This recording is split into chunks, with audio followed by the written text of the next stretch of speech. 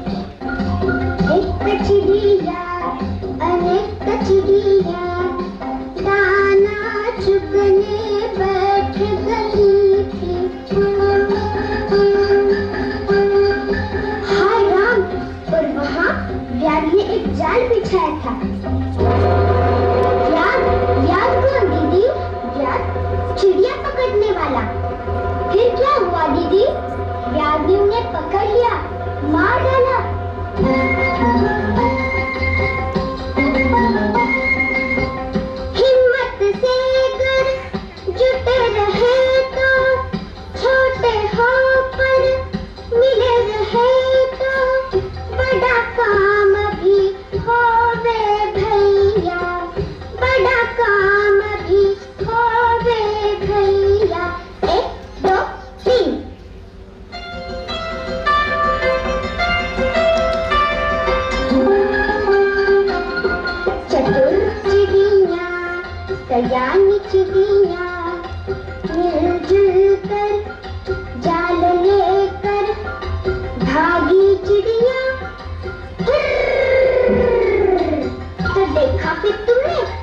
अनेक फिर एक हो जाते हैं तो कैसा मजा आता है।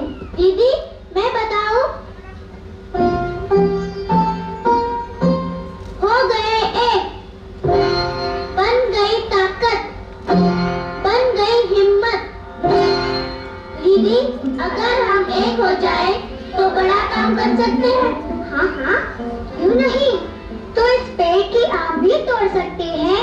हाँ तोड़ सकते हैं पर जुगत लगानी होगी।